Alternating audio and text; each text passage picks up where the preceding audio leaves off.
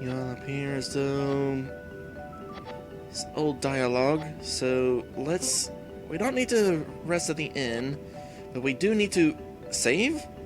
You're not allowing us to save this time? Okay, well, I guess hopefully this means we're allowed to leave.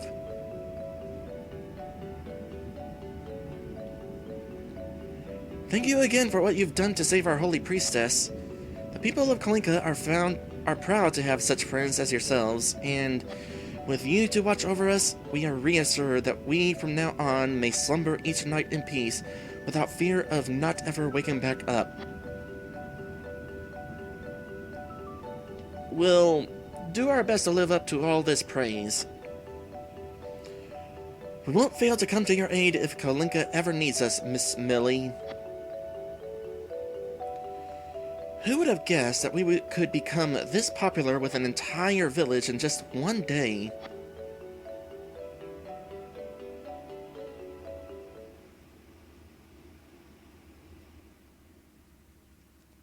Meanwhile, back in Aquavale, the southernmost continent in Elvania,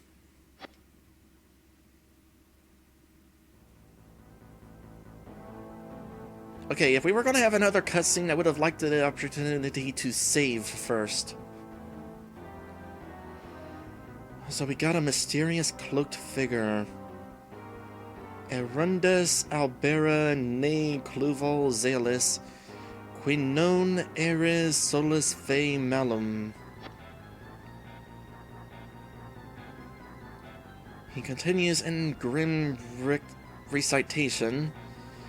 And you shall be like God, knowing good and evil. A god. Yes, that is what I will become. No, it is what I am! Wicked laugh! I cannot possibly be stopped now. No one in all of Earth or Elvenia has the power to stop me, especially now that their goddess cannot hear their cries for help. I have her right where I want her, where that cursed woman rightfully belongs. And that is oblivion. Now we got a female voice. My dear Lord Xenobia Sephiros. Sephiros? Oh boy, okay. My voice is a little too worn out at this point to be making a Sephiroth song reference, apparently. But I tried.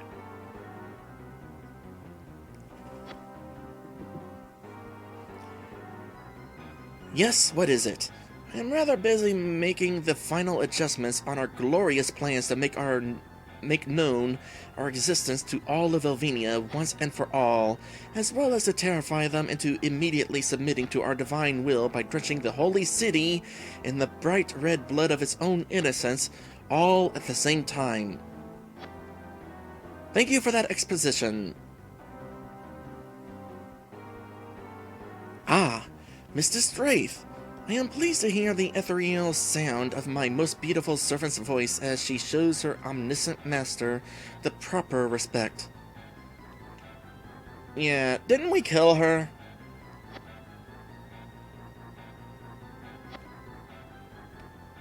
Sir? You think of your unworthy servant as beautiful? Why, yes.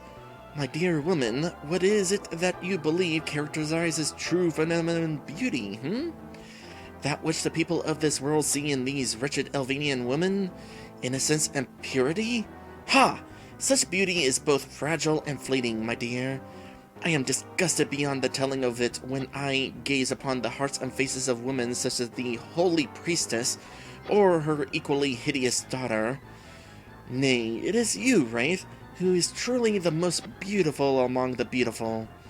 My blood grows hot with desire when I gaze upon you in your true form, that of a monster able to strike such terror into the hearts of all who dreams she haunts that they can no longer even lift their faces to the heavens to take solace in their feeble mother.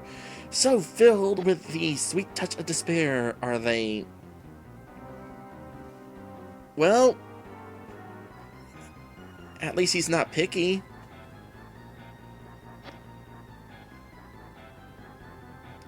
Wraith blushes. My lord is far too gracious to honor me with such praise. I am truly humbled. Wraith bows lowly towards Xenobia. Tish, tish, tish. Remember, my dear, humility is a weakness. That is what causes true beauty to ebb. In other words, you want her to be full of herself?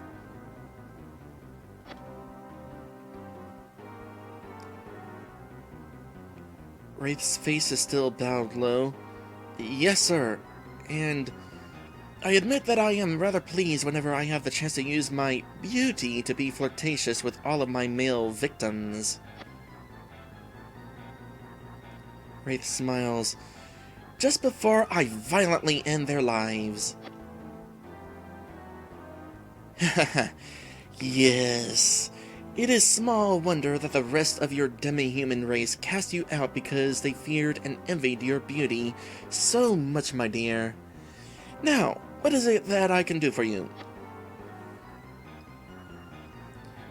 My lord, I regret to report that your plan to ensnare the human children from Earth at Yuzuki Plains has failed. Those vermin are still alive, and they are, as we speak, running about Lelia, destroying what we've been working so hard these last few years to set in motion towards subduing that continent. And all with their dingable ideals of purity and love. My lord, I beg of you, please allow me to go immediately after those infidels and hunt them down in cold blood like the pesky rodents that they are. I will show them absolutely no mercy, I can assure you. Says the witch who we have already defeated once before. Patience, my dear. While I am pleased to see such insatiable bloodlust consume the fiery soul of my loyal servant, I believe that we must proceed with caution. Their frustrating cleverness in having eluded us so far has suddenly proved to be a significant hindrance to our plans, much as I loathe to admit it. I was almost fully expecting for those humans to eventually stumble upon the knowledge of what I've been up to the last 5 or so years. After all, I was once what they would have called their friend. Really? Imagine what those 4 would think if they found out that I am no longer human like them, Wraith. I have risen far above that.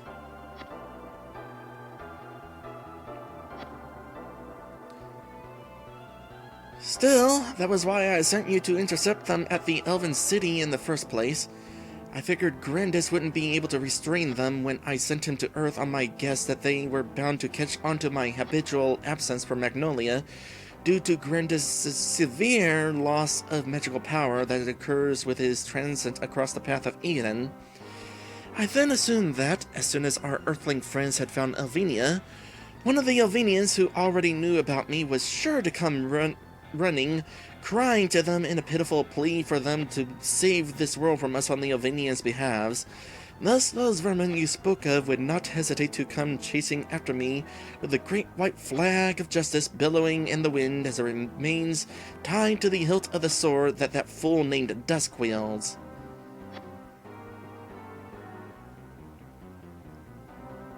So, you planned all this to happen? Really? That's convoluted.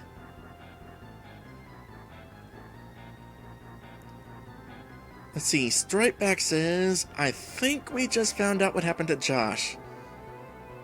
Apparently. So, he's the Dark Lord now. Huh. Wonder how that happened. Wraith bares her fangs in anger at the memory.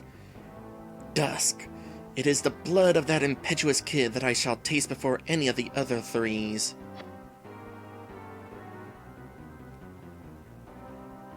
To summarize the story, it is just a shame that those 4 blasted soulless Emzu angels of Serena had chosen to crawl out of their hiding places and fly to the rescue of Uri and the others when you had come only a hairbreadth away from finishing them. You were caught off guard, I assume, Wraith? Indeed. However, I will not be allowing that to happen next time. Suddenly, there's a second voice. Couldn't you or Grandis alone be enough to take care of 4 lousy children, Wraith?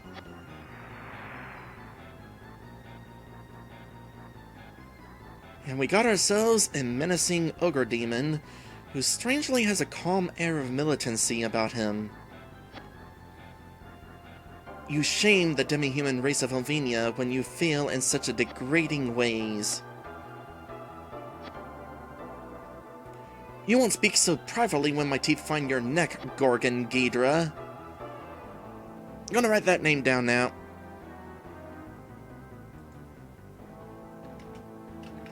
Gorgon Ghidra. There are a lot of names to keep track of in this game. Let's see, blah blah blah, Gorgon Ghidra. I've sucked dry the corpses of far worthier opponents than you for such an insolence. And how dare you use such weak-minded words against me anyway? We, the Lunis Elru Knights, are no longer the same as those low-life Elvenians. We are not of their world anymore, and we certainly do not condescend to their so-called Divine Mother anymore. Or have you forgotten that? Gorgon makes a mocking laugh. Oh well, do forgive me, my Mistress Wraith. I didn't realize that your 17-year-old butt had any merit to consider Grandis or yourself above the worthless trash that you equate the Elvenians to. You pig! Perhaps you would care to taste the dark power that lies at the disposal of the trash you seem to think of us as, Mr. Ghidra. Great. He's still around. Didn't we kill you twice? No offense, my comrade who wasn't but a human himself not too long ago, but your little magic tricks couldn't frighten those 4 earthling mice, much less myself. Would you like to find out just how tricky my powers are, you great winged baboon? Gorgon draws his chain scythe. It is the calm and deadly stealth of water that comes like a thief in the night to consume fire in its reckless abandon, I believe. Not the other way around. Stop this at once, all of you! Wraith is right, Gorgon. While I had not expected for the vermin's tenacity to be quite so great that they would get the better of Grandis or herself, it is nevertheless conceivable that the interference of the goddesses or her 4 angels, however little a threat they are to us by now, would make it possible for the Earthlings to survive up to this point.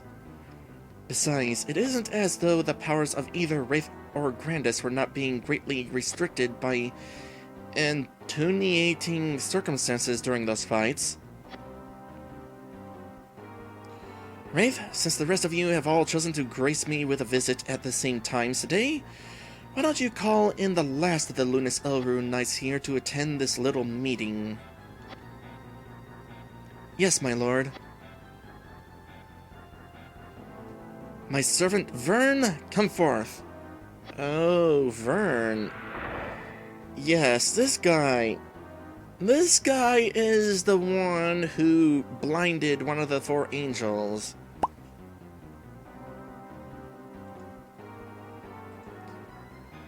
Yes, my lady? If you would please, inform His Dark Majesty of the whereabouts of our friends, which you happened to stumble upon during your recent assignment. Oh, was he the one that was in Kalinka that one night?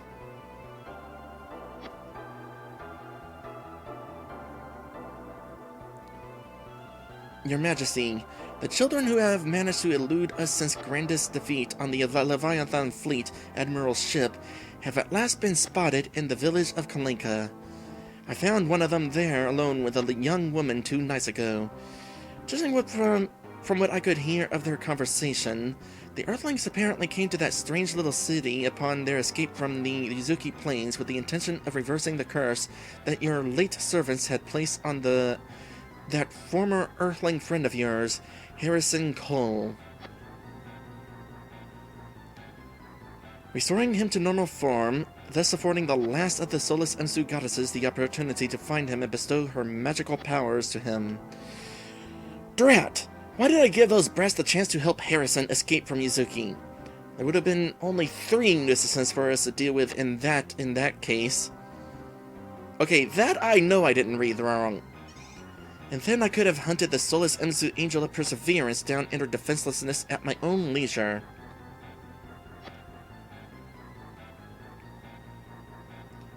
Xenobia barks. Alright, everyone. This is what we'll do. We will go on with the invasion of Naraka as planned, and leave the Earthlings alone for the time being. They're bound to catch wind of the battle in Naraka on their way back to Sibylline Reef anyway, and will waste no time in rushing to the Narakans' aid.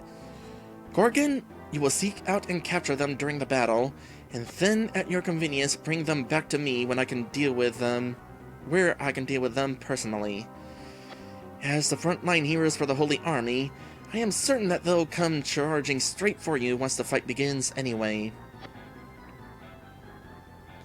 Understood, sir. Wraith, I want you and Vern to both keep closer tabs on Serena's 4 little handmaidens. I'm certain that they are already trying to pinpoint the location where we have their mother confined, and although I doubt they even possess the brains to ever figure out how to find her, we've already learned from their pitiful attempts so far to delay the inevitable that we should not take chances. Yes, your Dark Majesty.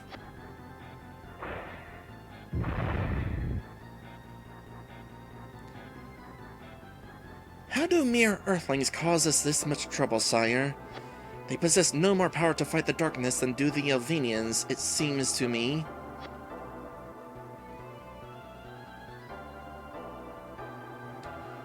Those 4 former friends of mine are quite different from about 95% of the rest of the Earth, I will tell you that, Grandis. At least they established a clear belief in what is good and what is evil for themselves, and they stay true to those beliefs.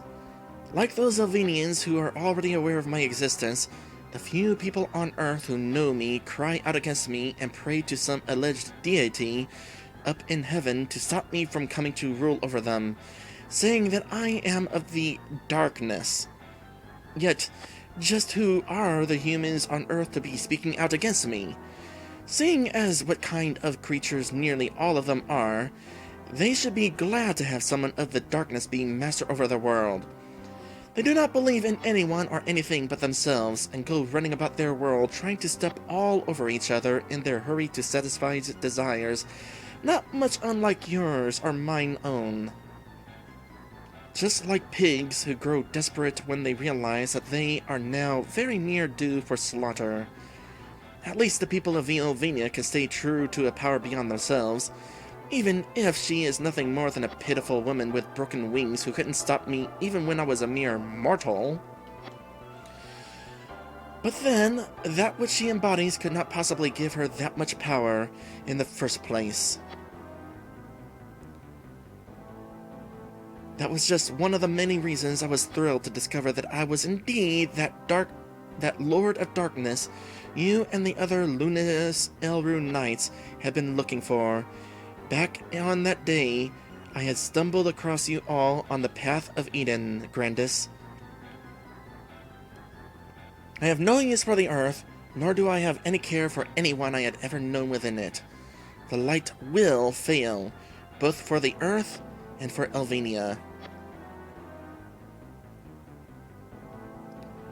Then, what would you have me do, sire, to help you in your rightful conquest of these 2 worlds, One that is too naive in the beliefs it has for its small goddess, and another that is too stupid to realize that a goddess exists.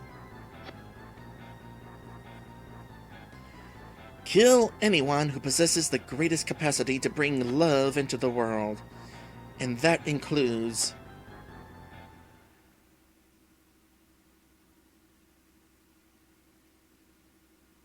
That includes who?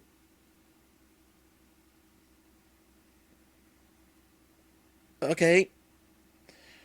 So, we enter Chapter 5, The Politics of War.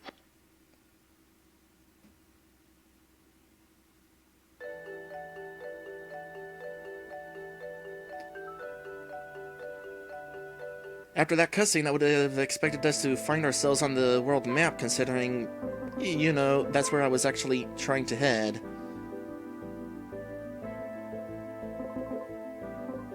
It just occurred to me that this is the first time I've saved the entire stream. Admittedly, we did have that one point earlier, but still, yikes. This game could use more opportunities to save, I gotta say. Anyway, it is time for us to go ahead and end this stream. Is there anybody I know that is streaming right now to send a raid to? Nope, nobody to send a raid to. So, I will simply say, thank you guys for watching, and I will see you in the next one.